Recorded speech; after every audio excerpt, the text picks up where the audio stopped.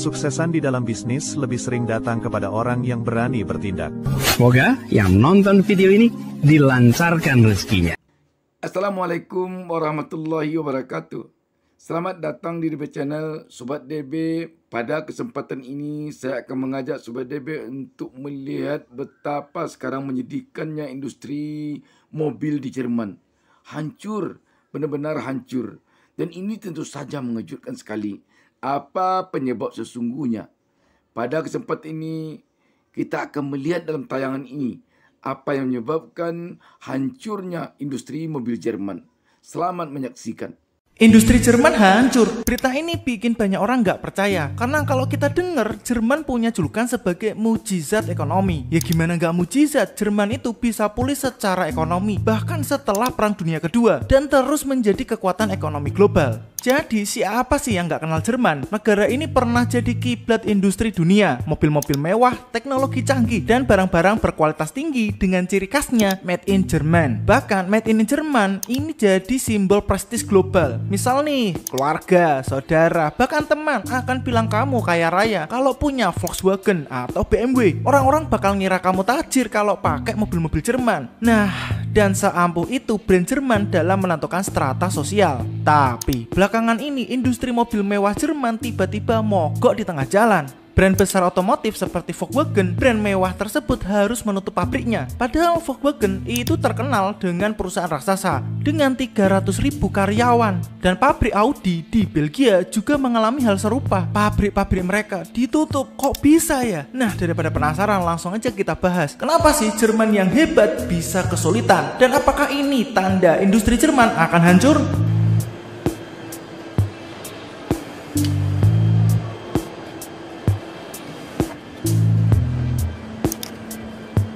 Ada beberapa faktor yang bikin Jerman megap-megap saat ini dan terkesan seperti negara yang ketinggalan di dalam industrinya. Penyebabnya ya salah satunya adalah ketergantungan energi. Dulu Jerman santai banget soal energi. Mereka punya pasokan gas murah dari Rusia. Tapi karena perang Ukraina, pasokan gas jadi putus-putus. Harga energi pun melonjak tinggi. Bayangkan kayak lagi isi bensin, harganya tiba-tiba naik berkali-kali lipat.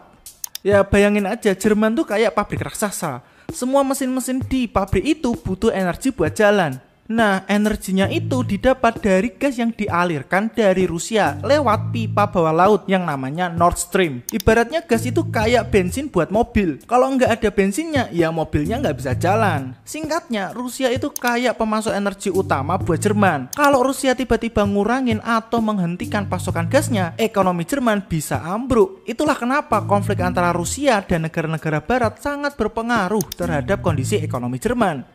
Belum lagi perang dagang, Jerman juga kena getah perang dagang antara Amerika Serikat dan Cina. Dulu Jerman untung banget karena jadi jembatan perdagangan antara kedua negara superpower itu.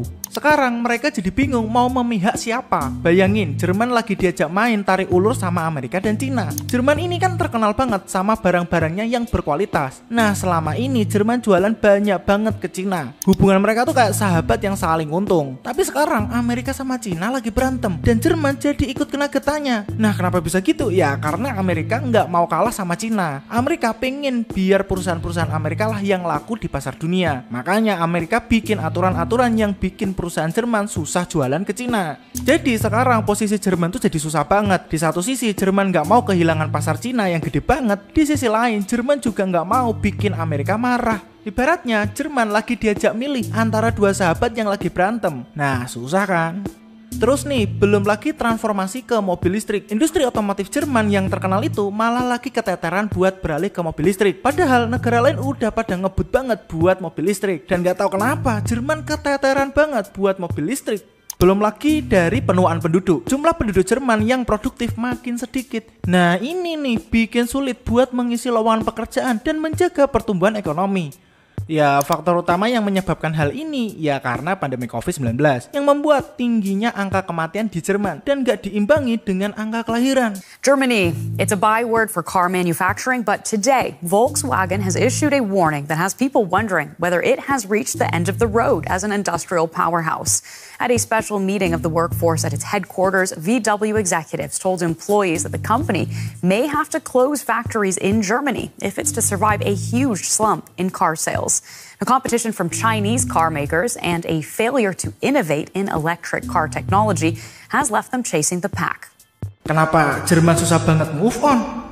Sebenarnya Jerman punya potensi besar untuk bangkit lagi. Mereka punya teknologi canggih, sistem pendidikan yang bagus, dan tenaga kerja yang berkualitas. Tapi ada beberapa hal yang memang menghambat mereka, seperti birokrasi. Proses birokrasi di Jerman tuh terkenal ribet dan lama. Ini bikin perusahaan-perusahaan jadi malas berinvestasi. Belum lagi, mentalitas orang Jerman itu dikenal disiplin dan teliti, tapi kadang terlalu kaku dan susah menerima perubahan.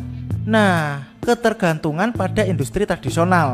Jerman terlalu nyaman dengan industri-industri lama seperti otomotif dan kimia. Mereka kurang berani untuk mengembangkan industri baru yang lebih inovatif.